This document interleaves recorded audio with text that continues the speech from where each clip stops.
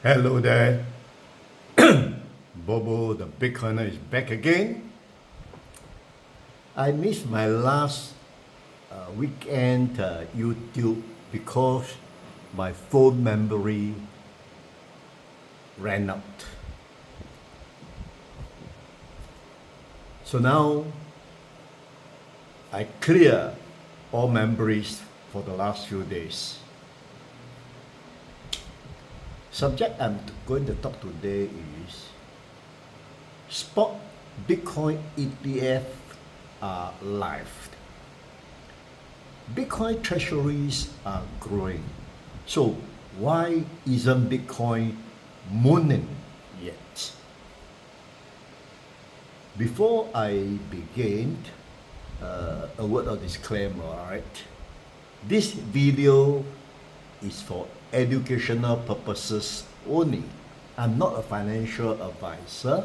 Please do your own research before making any financial decision.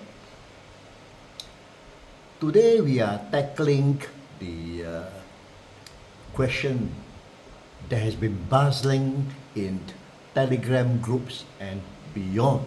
If spot Bitcoin ETF are live and big companies are stacking Bitcoin in their treasuries, why isn't the price exploding?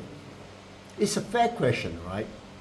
On the surface, it looks like Bitcoin should be mooning, but let's unpack what's really happening or going on, and why patience might be the smartest play right now.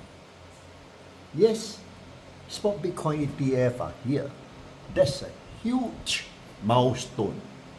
We have seen billions of dollars flow into these funds. But here's a catch. ETF inflow doesn't always translate to immediate price action. Why? Because many of these institutions are gaining exposure for Bitcoin, not necessarily taking control of it or custody of it.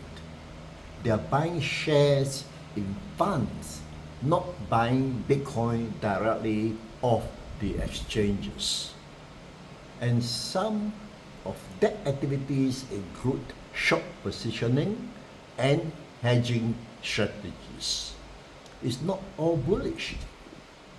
Also, let's be real, Wall Street doesn't move fast.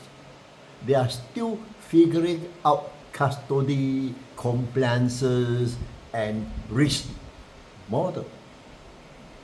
The ETF approval was just the beginning, not the climax. Think about it. Banks and asset managers are conservative by nature. They are not going to dive headfirst into Bitcoin just because ETF exists. They need framework, internal approval, and time to educate their clients. And macro conditions are not helping. We are got high interest rate, inflation concern, and geopolitical tension. Risk asset like Bitcoin tends to struggle in these environments, even with the bullish sentiment. So while the infrastructure is improving, the actual capital employment is still slow. It looks like building a highway, the road is ready, but the cars are not started yet to drive. Now, here's something interesting. US government has been surprisingly favorable towards crypto lately. Regulatory clarity is improving, and there is less hostility that we saw in the past years. But again, policy takes time to trickle down. Not just because the tone is positive doesn't mean the market react instantly. Investors want to see sustained clarity, not just headlines. And outside the US, major markets like Japan and UK still don't have spot ETF. That limits global participation. And until we see broader access, the price will remain range bound. Let's zoom in on the blockchain itself. Long-term holders, the OGs, have been selling. Their share of the Bitcoin supply has dropped to around 54%. That adds selling pressure even as new buyers comes in.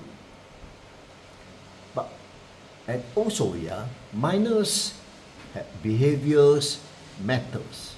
Some miners are selling more aggressively to cover costs, especially with the recent halving. That adds supply to the market and dampens upward momentum. So while the headlines scream bullish on the on-change data, tells a more nuanced story. Here's the bottom line. Bitcoin isn't broken.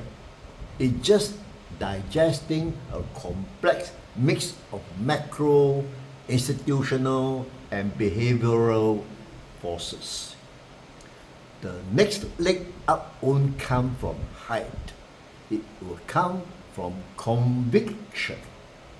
Bitcoin network remains the same throughout the 16 years history.